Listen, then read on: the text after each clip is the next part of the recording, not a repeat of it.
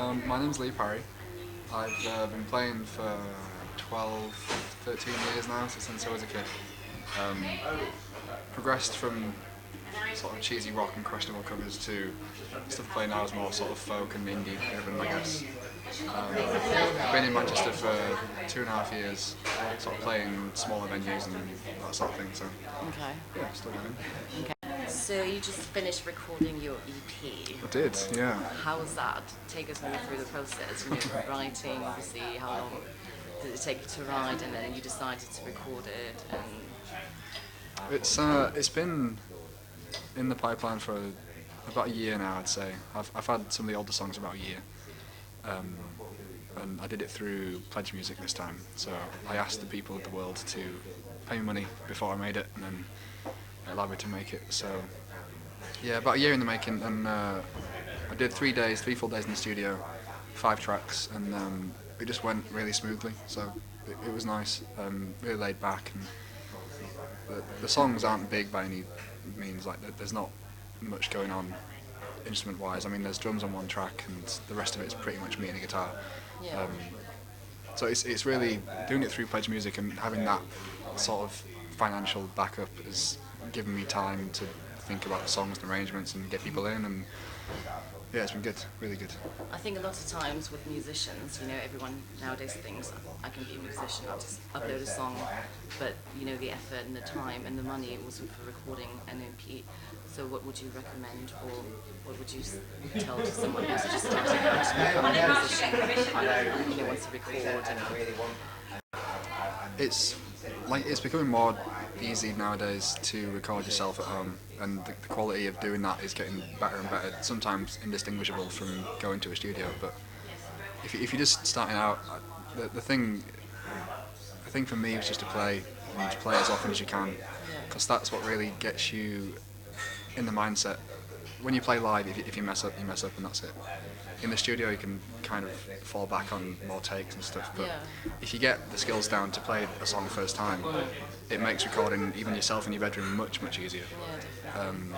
So yeah, I think playing live, is, without a shadow of a doubt, is the most important part. So. Do you get stage fright at all? Not so much anymore. When I first started, I did, and the more weird gigs I do, like I've done someone's wedding, like playing down the aisle, and like when it's a big deal, sometimes, but most of the time it's fine, sort of taking it in my stride. Yeah. Yeah. Where do you get your inspiration from? Do you go through the day and everything inspires you? Or is it like certain topics you wouldn't write about? I don't know, for example, politics. It's I tend to sort of go around life with a little notepad in my pocket and write things down, little phrases and stuff, but it's all sort of emotion driven, quite egocentric when I look back at the songs, but it's all about sort of my experience and the world as I see it from my standpoint. Yeah, I don't really get too involved with writing about politics and stuff like that, 'cause there are people who can do it much better than I can. Yeah, so I think songwriting for me is more cathartic than anything else.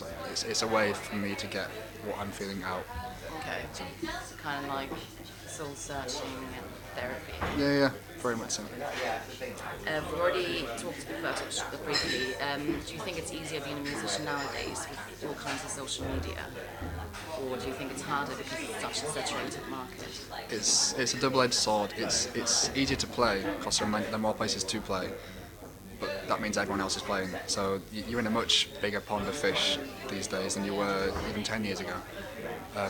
It's because it's become so accessible, and bars and clubs have cottoned on to the fact that having an open mic or having a night is profitable. People will turn up, and then the more bars that do that, the more people play, and it grows and grows. I mean, it grows for the better overall, but it makes it harder to be seen amongst everyone else doing the same thing. But So your EP comes out next month.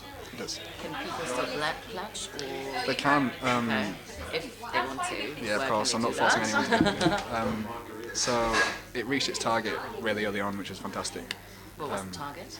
The target was just shy of £1,000. So it reached that in like 12 days, which was It's amazing. mind blowing.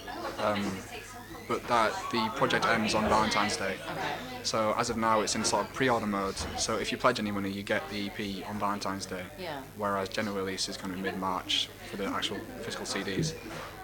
So that's the angle I'm going for when I'm telling people about it now. So if they pledge money, they get the EP a month before everyone else does. So yeah. Where, after the EP comes out, where do you see yourself going? Are you planning to tour in the UK maybe? Or what are your aspirations Yeah, in general? I'm going to try and get out of Manchester more. I did a bit of touring last year, sort of out and about in bigger cities like London. I played down there a couple of times. And just anywhere that's not Manchester. 'Cause Manchester's great and it's fantastic. I love playing it, but I've played it a bit to death the past 2 years. And everyone knows you. Yeah. So yeah, with something that I'm as proud of as the EP under my belt, I can go to different cities and be confident about what I'm playing and hopefully sell some CDs and make some money. And so yeah, Vinyl or Spotify?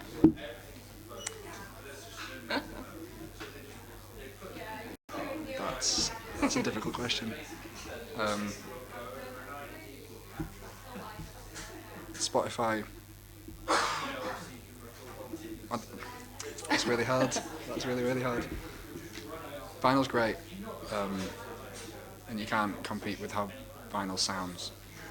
But it's just not that accessible yet for everyone. Yeah. Spotify, for me, has made music kind of less special because you can have it on all hours of the day at any point of what you're doing. So I very rarely sit down with Spotify to do an album. I put on a CD or I put on a record. But just to be able to have all the music you'd ever need at your fingertips makes Spotify invaluable in that sense. Yeah. But yeah, that's a difficult question. If you could collaborate with three musicians, dead or alive, doesn't matter, who would they be? Wow.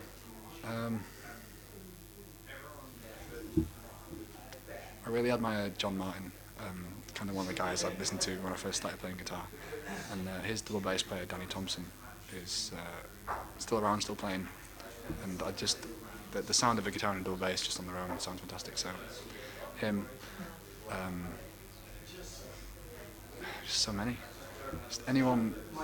I'm lacking in skills to play a solo instrument. So anyone who can play anything, be it brass or woodwind or strings, just really is really special to me. So I mean, anyone that can play anything really well would be great. But two more. Who else? I think Pete Townsend from The Who, for his songwriting abilities and just his way of thinking. I got into The Who really early on, sort of like 14, and have been into The Who for a few years now. Would you say they also inspire your songwriting? Yeah, it's sort of those type of guys have a way of writing really simple songs, but really effectively, and they get a lot across without using as many chords as other people or as many notes or something really special about that. Last person, I don't know. Someone on drums.